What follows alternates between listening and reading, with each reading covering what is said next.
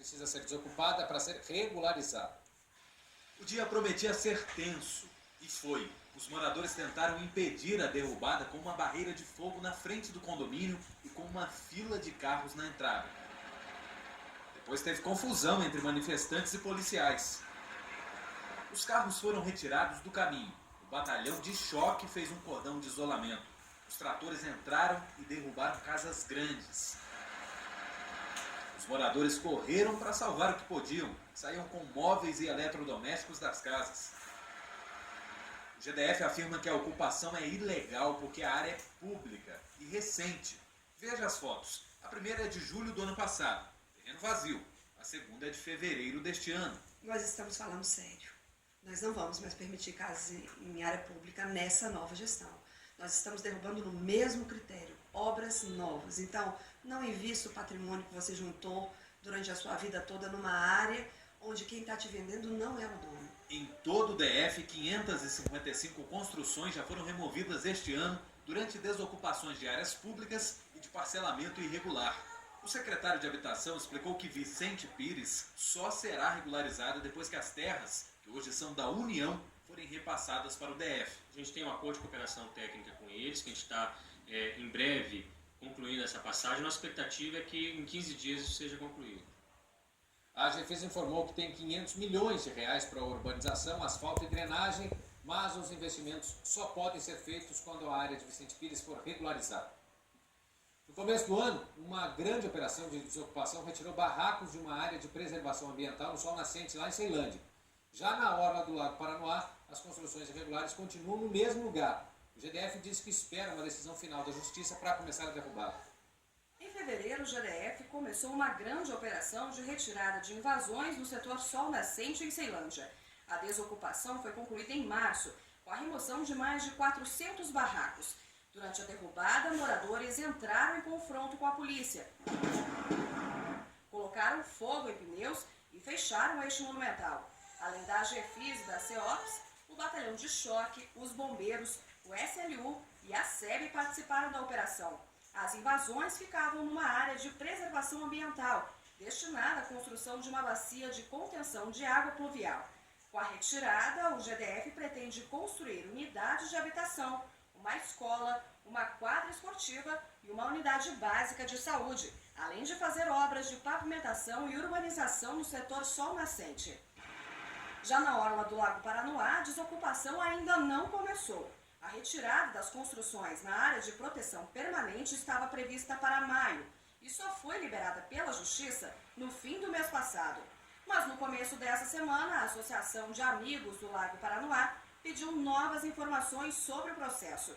E agora o GDF precisa esperar a resposta para iniciar o trabalho.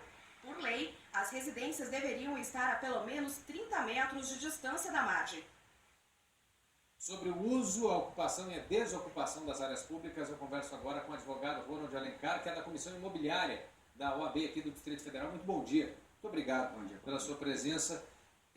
Primeira questão que chama a atenção é por que no mesmo terreno, no mesmo lote, uma mesma chácara, uma casa ganha o direito de ficar em pé, de ser mantida, e a outra acaba sendo derrubada, tudo via judicial. Ou seja, não é o mesmo terreno? As condições não deveriam ser as mesmas? É claro que a justiça ela sempre analisa cada caso em concreto. Então, dependendo da questão probatória que se apresenta nos autos e dos seus argumentos, o juiz pode sensibilizar mais com uma causa do que com a outra e deferir a liminar para um, não deferir para o outro. Às vezes, interpretações de juízes distintos.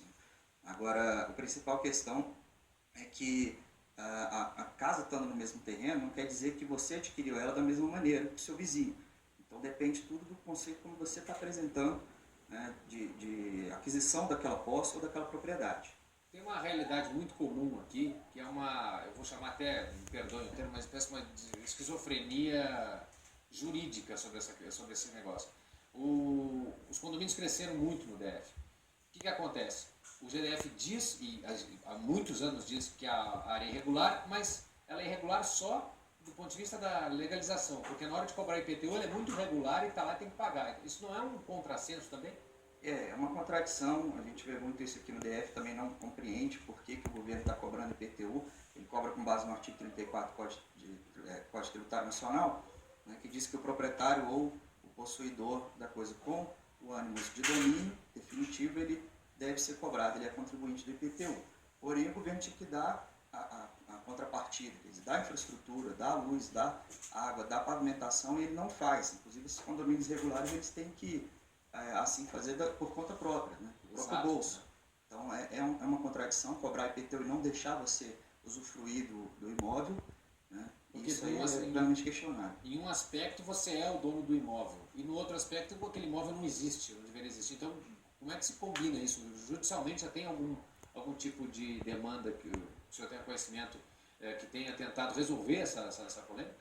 Não, que eu tenho conhecimento na justiça de ações ainda não, mas é uma questão que a gente tem que levar à frente, né, para questionar o governo por que está cobrando o IPTU sem dar infraestrutura, inclusive retirando pessoas de suas moradias, né, sem às vezes o devido processo legal, porque o que é importante aqui é o procedimento. O procedimento que a GEFIS, a TerraCap ou qualquer outro órgão do Distrito Federal vai adotar nessas reintegrações de posse. Né. Tem que ter o devido processo legal, a pessoa tem que ser notificada, tem que apresentar as provas dela, o governo tem que apresentar as dele, e se o juiz assim decidir pela reintegração, né, aí sim deve ter uma operação com a notificação, com a intimação da pessoa para retirada daquele imóvel, né, para saída daquele imóvel. Fora isso, a gente entende que seria uma arbitrariedade chegar e tirar alguém de uma moradia, construir com muito suor, né, muitas vezes a pessoa adquiriu de boa fé aquele imóvel. É porque muitas vezes está registrado em cartório, lá não está registrado no registro de imóveis, porque não tem escritura, mas registrado em cartório, isso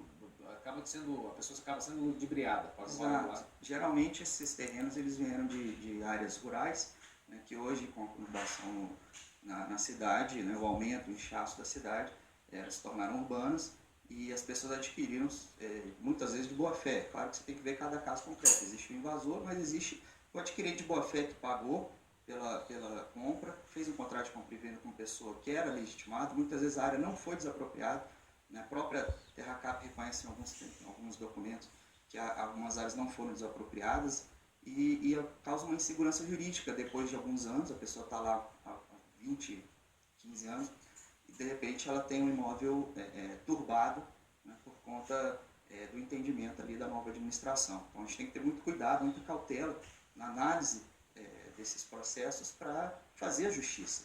Claro. Agora, tem outro complicador nessa história, quando o local onde a pessoa vai construir está numa área pública ou se está numa área particular. Isso também não é pacificado em todas as regiões do DF, né? Tem área que está em discussão ainda. Tem muita área que, inclusive, tem sobreposição de registros, né? Há um registro público, mas também há um registro mais antigo ou que veio de uma herança, né? De um inventário, de um espólio, de uma antiga fazenda, e ele também era particular. Então, essas causas elas têm que ser decididas no judiciário, e só depois de uma sentença transferida em julgado é que o governo ele deve tomar as medidas para recuperar a área, caso seja reconhecida como área pública, né? Se não for, então a pessoa vai ter o direito, se ela provar que tem os documentos hábeis, ela vai ter o direito de ali permanecer. A gente está com imagens ali, mostrou imagens do lado do sol nascente, dos protestos que foram feitos também durante uma desocupação numa área que o governo disse que era pública, lá que acabou sendo invadida, mas também tem aí importante a questão do Lago Sul, que há tanto tempo se fala, Lago Sul e Lago Norte também, tanto se fala da desocupação da orla, a gente está vendo imagens aí, o pessoal ocupando até quase dentro da água, mas tem muito mais dificuldade. Claro que o poder aquisitivo faz diferença na hora de acionar advogados e entrar com ações para impedir o processo. Parece que agora a coisa vai andar, segundo a diretora-presidente da GEFIS, parece que agora eles vão conseguir remover liberar a orla. Mas não fica essa sensação de que é muito mais fácil mexer onde o pessoal tem menor poder aquisitivo do que uma região consolidada ali, como por exemplo o Lago Sul? Eu acredito que muito mais do que a questão de diferença social, de classes sociais, né, está a questão de planejamento. Se você tem ali um planejamento bem feito, dizendo o que é público, o que é particular, até onde você pode construir e não pode, normas técnicas da maneira como você tem que construir, como é o Código de Edificações. Se você tem isso bem claro, né, você sabe distinguir quem é o que está errado e quem está certo nessa história, independente da classe social.